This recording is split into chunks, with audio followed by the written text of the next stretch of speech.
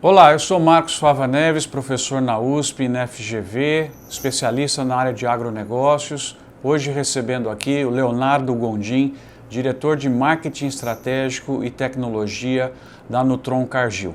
O assunto aqui é o assunto do momento. Parece que elegeram o boi na COP26 como o grande inimigo do meio ambiente. Nós vamos falar da emissão de gases de efeito estufa pela bovinocultura. Espero que você goste, fique aqui conosco. Esse é o Fatos e Dados, o quadro da carne do bem que promove o conhecimento.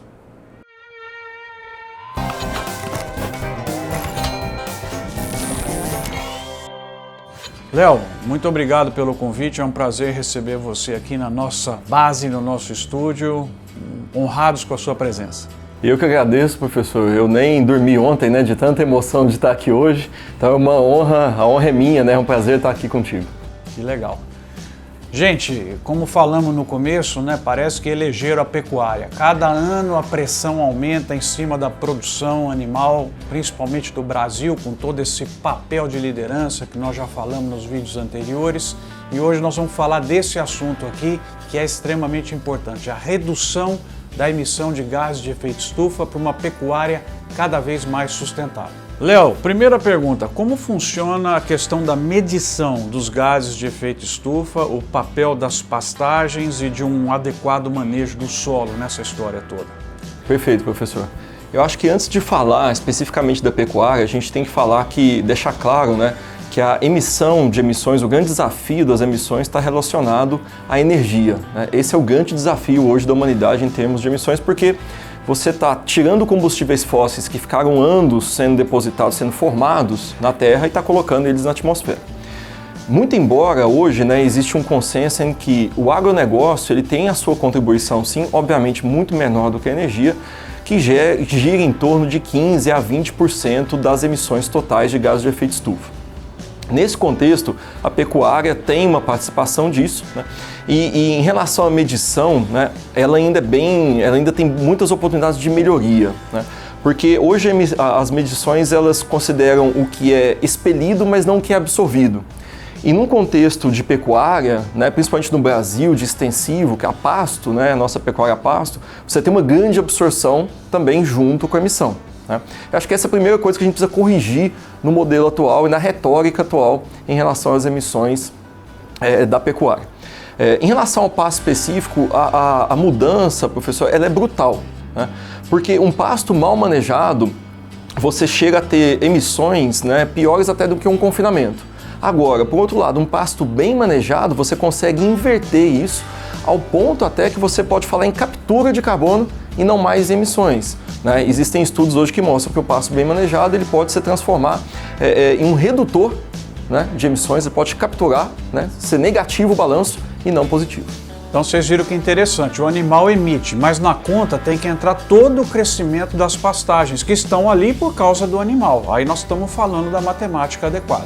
Léo, segunda pergunta ligada a essa primeira. Explica um pouquinho esse negócio de manejo de altura de pastagem. Como é que funciona isso? Legal.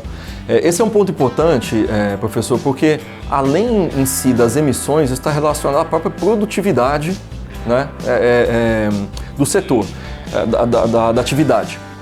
Então, se você não dá o tamanho correto da sua pastagem, você está perdendo a absorção de carbono, e você está deixando o animal com a suplementação inadequada. Então, você não só está mudando o seu balanço, mas também você está gerando um prejuízo em termos de rentabilidade para você. Isso é o que acontece na prática. Então, o correto é que o produtor conheça qual que é o tamanho ideal de pastagem, qual que é a lotação que ele precisa fazer, o tamanho está muito relacionado à quantidade de animais que você vai colocar naquela área, e faça um bom manejo para que isso se case perfeitamente. E isso quebra um paradigma que a gente fala muito de emissões, e que pode ser um prejuízo, mas não, a gente tem que olhar o carbono, as práticas boas de gestão associadas também não só a emissões, mas à própria produtividade. Um bom manejo de pastagem te entrega duas coisas, te entrega um melhor balanço, mas te entrega um animal mais produtivo, te entrega ganho de peso, te entrega rentabilidade. Então, no final, o bom manejo de pastagem é criação de valor na pecuária, Gente, essa terceira pergunta vocês nunca ouviram falar também e é assustadora para mim.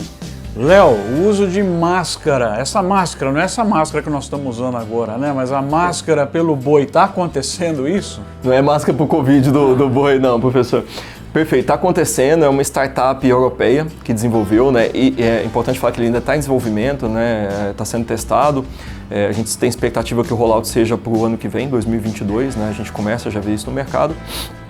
E se trata de uma máscara que ela tem múltiplas funções. A primeira, e talvez a mais importante, é absorver e oxidar o metano. Então o animal está expelindo metano, a máscara está fazendo um filtro desse metano e está reduzindo em até 90% o metano que está indo para a atmosfera. Esse é o primeiro ponto. Mas ela, no final do dia, ela acaba sendo um wearable, né? Como um colar, né? Que a gente vê muito em animais hoje para fazer diversas medições. Então ela pode ser utilizada para fazer medição de temperatura, ela pode ser utilizada para antecipar questões de saúde, né? Ou seja, ela entrega também funcionalidades de bem-estar animal, né? E diversas medições, atividade ruminal, medições de performance.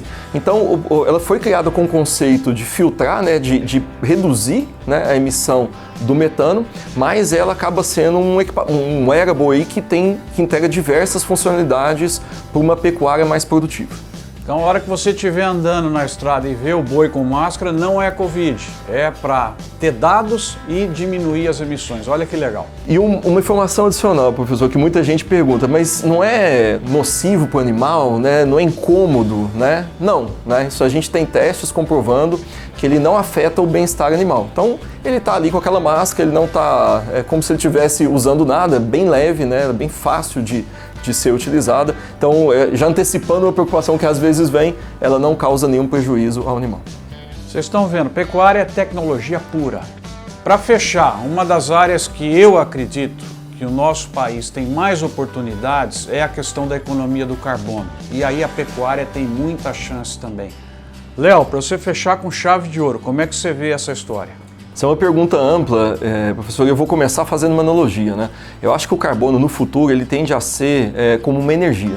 Né? Você vai precisar considerar o teu balanço de carbono que você emite, o que você captura, da mesma forma como você precisa de um insumo, hoje uma energia para produzir alguma coisa. Eu acredito muito que a gente vai chegar nesse ponto. E o senhor falou bem, o Brasil ele tem muito potencial, né, de ser um país de produção de carbono. Né? Então a primeira coisa que a gente tem que falar é que o carbono ele tende a ser também um ativo financeiro para o produtor, né? Uma forma de recompensar práticas mais sustentáveis. Isso está acontecendo já, isso já é realidade, né? Principalmente aquele carbono vindo de florestas, de preservação, de restauração. Esse é o mais óbvio, né? É o que está sendo já ganhando maior escala de comercialização, tanto em mercados voluntários, que são aqueles mercados onde as empresas que decidem ser carbono zero precisam comprar carbono para zerar suas emissões, para compensar suas emissões, como no mercado regulado, que é o mercado onde o governo em si determina que você tem que atingir ou tem que atingir um certo nível de redução. Né?